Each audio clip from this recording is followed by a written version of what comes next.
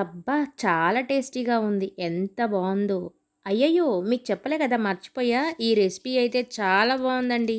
మీరు గనక ఒక్కసారి తిన్నారంటే అస్సలు పిల్లలైతే చేసింది ఒక్కటి కూడా వదిలిపెట్టరండి. ఎంత బావుంటుందంటే అంత బావుంటుంది. ఎలా తయారు చేయాలో నేను ఒక్కసారి చూపిస్తాను. మీరు కూడా ఒకసారి చూసేసి ట్రై చేయండి. ఎలా వచ్చిందో తప్పకుండా కామెంట్ అయితే ఇవ్వండి. ఇది తయారు చేయడానికి మనకి సొరకాయ అయితే కావాలండి. మొత్తం కూడా పీల్ తీసేసుకున్నాను. తురిమి పెట్టుకోవాలనమాట.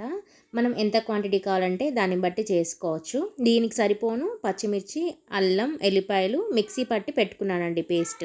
తర్వాతకి మనం తురుముకున్నాం కదండి సొరకాయ, అది ఒక క్లాత్‌లో వేసేసుకొని ఇలా వాటర్ అంతా పిండుకోవాలనమాట. వాటర్ అయితే అస్సలు యూజ్ చేయొద్దు దీంట్లో. మనకి మొత్తం కూడా మెత్తగా అయిపోతుంది. వాటర్ మొత్తం తీసేయాలనమాట. మనం దీనికి వాటర్ కావాలంటే మనకి చారులో కానీ దేనికన్నా యూజ్ అవుతుంది. దీనికైతే అస్సలు ఉపయోగపడదు. ఇప్పుడు వాటర్ తీసిన తర్వాతకి సొరకాయ తురుము ఉంటుంది కదండి, అదైతే మనం ఏ బౌల్లో మిక్స్ చేయాలనుకుంటున్నామో ఆ బౌల్లో వేసేసుకోవాలి. ఇలా వేసేసుకున్న తర్వాతకి చూడండి, మనం మళ్ళీ కూడా స్మాష్ చేయొద్దు. బాగా స్మాష్ చేస్తే ఇది సొరకాయ అనేది వాటర్ కంటెంట్ కాబట్టి ఇంకా వాటర్ అయితే వచ్చేస్తుంటాయి.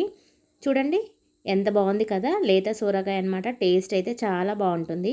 మనం ఇప్పుడు మెజర్మెంట్స్ ఎలా తీసుకోవాలో చూద్దాం. నేనైతే ఇలా 2 గిన్నెలతోటి సొరకాయ తురుమునైతే తీసుకున్నాను. మనకి ఎంత కావాలంటే అంత చేసుకోవచ్చు అనమాట. నేనైతే సింపుల్గా ఇలా చూపిద్దామనేసి తక్కువ క్వాంటిటీతో తీసుకున్నాను. తర్వాతకి మనం మిక్సీ చేసి పెట్టుకున్నటువంటి పచ్చిమిర్చి పేస్ట్ ఉంది కదండి, అది వేసేసుకున్నాను. మనము ఘాటు ఎక్కువ కావాలంటే ఎక్కువ తీసుకోవచ్చు. దాంట్లో తగినంత సాల్ట్, ఒక స్పూన్ అయితే షుగర్ యాడ్ చేశాను. పించ్ ఆఫ్ వంట సోడా అండ్ పసుపు అనేది యాడ్ చేసుకున్నాను. ఇది ఒక్కటి కలర్ కోసం అయితే వేసుకున్నాను. తర్వాతకి మనం తరిగి పెట్టుకున్నటువంటి కొత్తిమీర కూడా యాడ్ చేసుకోవాలి. చాలా బాగుంటుందండి. ఇంకా ఇప్పుడు కలపడం మాత్రం ఈజీగా కలుపుకోవచ్చు. కాకపోతే దీన్ని ఏదైనా మొత్తం స్మాష్ అయితే చేయొద్దు. ఓన్లీ మనం వేళ్ళతో మాత్రమే కలుపుకోవాలి. దీనికి కావాల్సిందల్లా గోధుమ పిండి అండి. 1 కప్పు గోధుమ పిండి తీసుకోవాలి. 2 కప్పుల మనం తురుము ఉంది కదండి, దానికి 1 కప్పు గోధుమ పిండి అయితే యూస్ చేయాలి దీనికి మెయిన్ చేయవలసిందల్లా వేళ్ళతో మాత్రమే కలుపుకోవాలండి.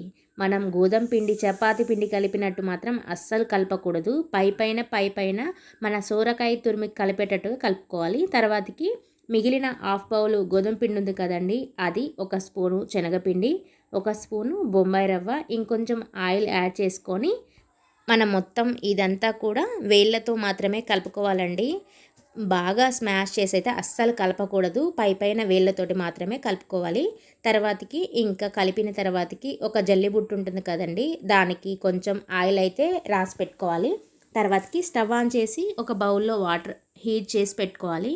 ఎందుకంటే మనం ఇప్పుడు చేసిన మిశ్రమం ఉంటుంది కదండి, ఇదంతా కూడా బాయిల్ చేయాలన్నమాట. ఏ విధంగానో చూద్దాము. ఇప్పుడు పిండి మిశ్రమం ఉంది కదండి, దీన్ని ఎన్ని భాగాలు వస్తే అన్ని భాగాలు చేసుకోవాలి. ఇప్పుడు చూడండి, నేను ఏ విధంగా షేప్ చేశానో ఆ విధంగా షేప్ అనేది చేసుకోవాలి. మీకు ఎన్ని వస్తే అన్ని చేసి పెట్టుకొని మనం ఆయిల్ రాసినటువంటి జల్లి బుట్టలో పెట్టేసుకొని, ఇంకా మనం వాటర్ అనేది బాయిల్ అయ్యాయి కదండి, దాని మీద పెట్టేసుకొని పైన ఒక లిడ్ పెట్టేసుకొని ఇవి అనేది ఆవిరి మీద ఉడికించుకోవాలన్నమాట. అసలు ఎంత బాగున్నాయండి. ఇవన్నీ కూడా పాతకాలం రెసిపీసే, కాకపోతే కొత్తగా కొంచెం కొంచెం యాడ్ చేసి దాన్ని హైలైట్ అనేది చేస్తుంటారు. ఇది ఎక్కువ కూడా గుజరాతీలో ఫేమస్ అన్నమాట. ఇప్పుడైతే అవి ఉడికాయండి, తీసి పెట్టుకున్నాను. ఆ క్లిప్పింగ్ అనేది మిస్ అయింది. ఇంకా ఇప్పుడైతే ఇవి కట్ చేసుకోవాలి. ఇవి మాత్రం మొత్తం పూర్తిగా చల్లారిన తర్వాతకే మనం కట్ చేయాలన్నమాట. లేదంటే మనం కట్ చేయడానికి ట్రై చేస్తే మొత్తం పీసెస్ అయిపోతాయి, గుజ్జు గుజ్జు అయిపోతుంది. అలా కాకుండా మొత్తం చల్లారినాకనే మనం ఇలా అనేది పీసెస్ లెక్క కట్ చేసుకోవాలి. షేప్ కూడా చాలా బాగుంటుందండి. ఎంత బాగుంటుందో, స్పాంజీ లెక్కనే ఉంటుంది. పిల్లలైతే అస్సలు వదలండి, అంత టేస్టీగా ఉంటుంది. సోరకాయ కదా మనం దీంట్లో వేసింది, తీయగా ఉంటుంది, కమ్మగా అనిపిస్తుంది. ఇలా అన్నీ కూడా కట్ చేసి పెట్టుకున్నాను. ఒక కళాయిలో కొంచెం ఆయిల్, శనగ నూనె వేసుకుంటే మనకు ఫ్లేవర్ అనేది చాలా టేస్టీగా ఉంటుంది, బాగుంటుంది. 2 స్పూన్స్ చాలండి. నేను వేసినటువంటి ఆయిల్ కూడా ఎక్కువే అనమాట. పోపు దినుసులు, ఎండుమిర్చి, కొంచెం కరివేపాకు వేసేసుకొని, మనం పిల్లలు నువ్వులు తింటే కొంచెం బలం అనేసి యాడ్ చేశాను. తర్వాతకి అలా వేయించిన తర్వాతకి మనం కట్ చేసుకున్నటువంటి పీసెస్ ఉన్నాయి కదా, అవన్నీ కూడా ఇలా పోపులో వేసుకోవాలి. ఆయిల్ అయితే కొంచెం ఎక్కువ అయినట్టు అనిపించింది. ఒక 2 టేబుల్ స్పూన్స్ అయితే సరిపోతుందండి. తర్వాతకి మనం కట్ చేసినటువంటి కొత్తిమీర, తరుగుంటుంది కదా, అది కూడా వేసేసుకొని ఇంకా చక్కగా స్టవ్ ఆఫ్ చేసామనుకోండి, మనకెంతో ఎమ్మీగా ఉండేటువంటి ఈవినింగ్ స్నాక్స్ అయితే రెడీ అయిపోయాయి.